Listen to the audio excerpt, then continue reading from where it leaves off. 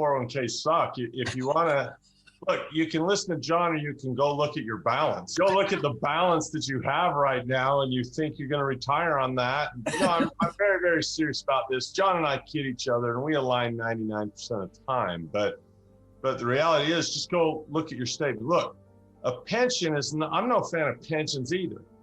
But a pension, if the company can survive and pay it, will last till you die. It's a bit of a golden goose. It's sick, it can't fly, and it lays tiny eggs, but it is a golden goose till you die. 401k is a golden egg that you'll consume. It's an hourglass. And from a tax standpoint, I agree 100% with Tom.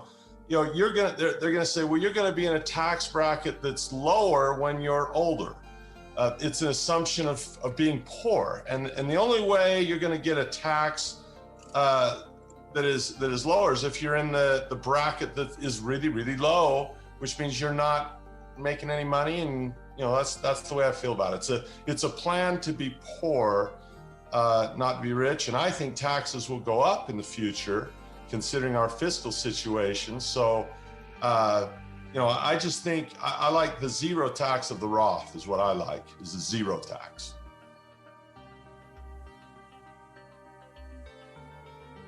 If you were 25 years old, would you be happy with a 401k? No. We're not saying you shouldn't have a 401k. I think we should be aware of why we won't have one.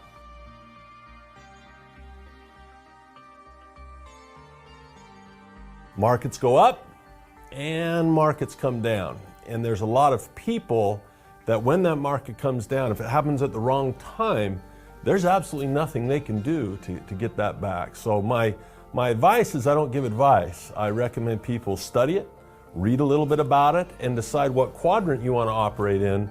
Then you can make your choice. It's inevitable. There is always a crash, always, where people get wiped out. With a little education, you can learn actually how to make money. We get pretty excited about these downward cycles. A 401k person cannot get excited because they're never in a position to capitalize on the downside. I think the most important words for anyone on Wall Street is this term, assets under management. In other words, their money, they almost treat it like it's their money. And whether it goes up, down, sideways, earns or loses, they're going to collect something called fees. So every month you're sending your money to a 401k account. Yeah.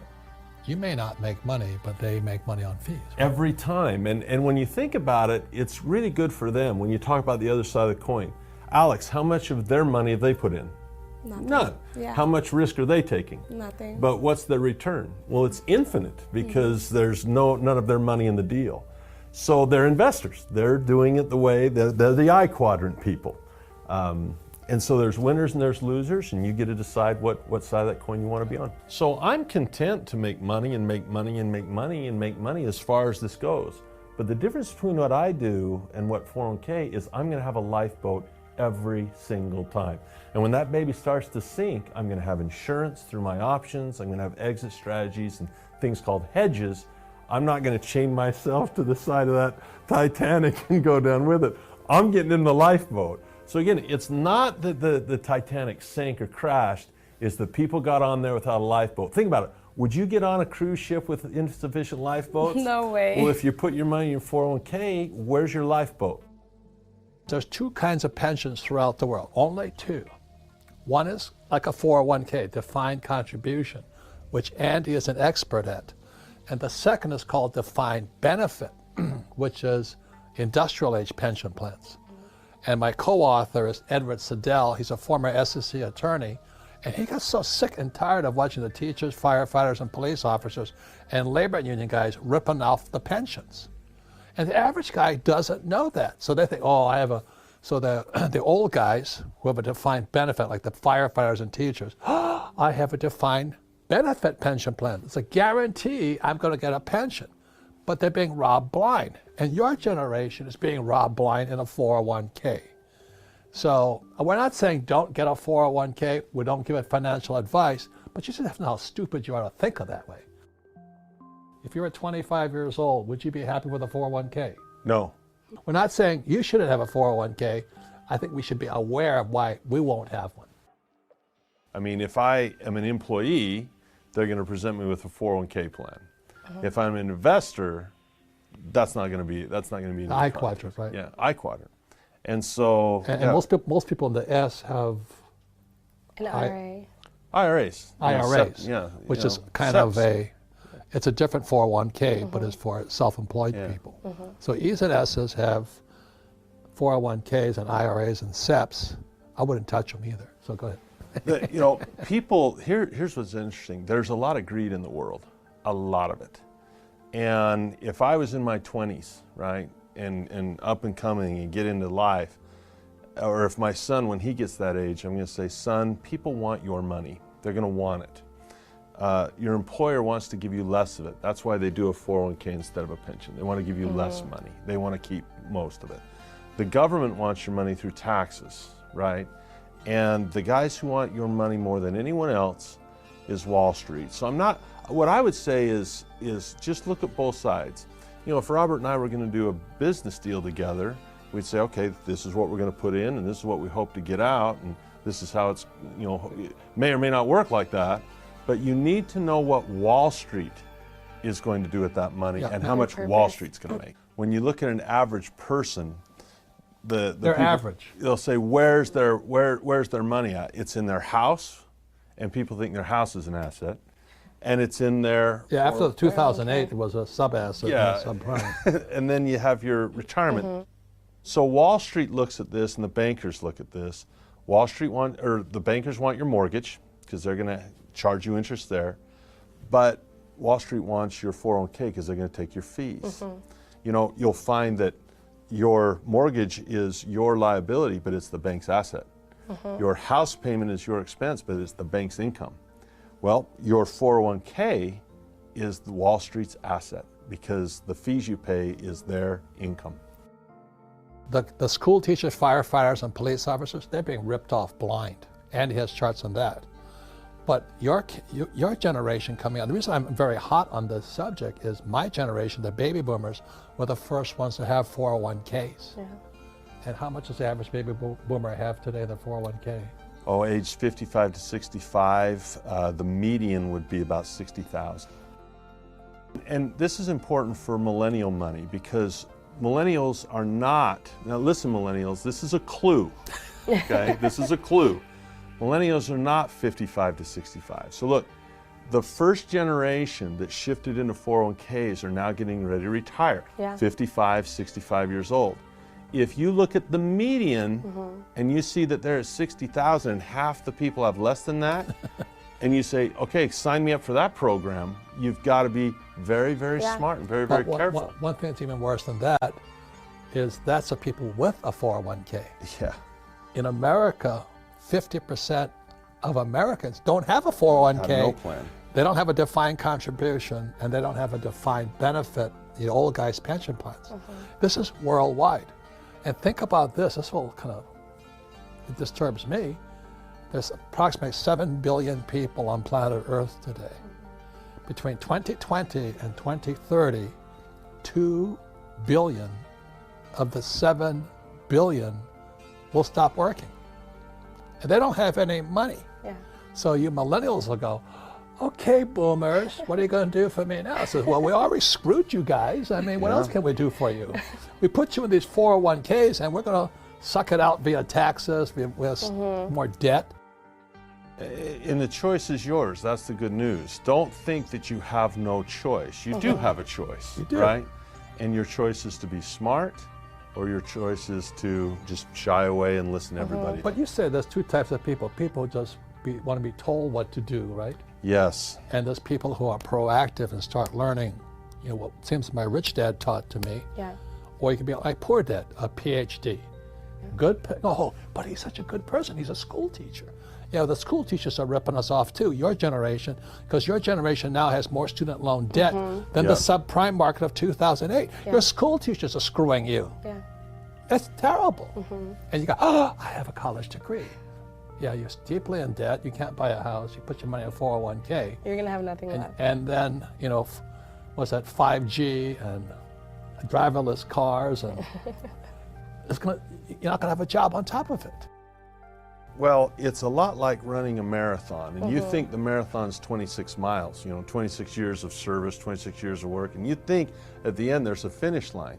Well, if you look at the actual numbers, you'll see that most people, the majority of these people in the 401k, the vast majority, are running that marathon, and they get to age 65 where they're supposed to quit, and they're like, oh, I got another 20 miles to go. So the idea that a person can just throw money there and everything's going to be rosy and fine, there's a lot of risks to ask.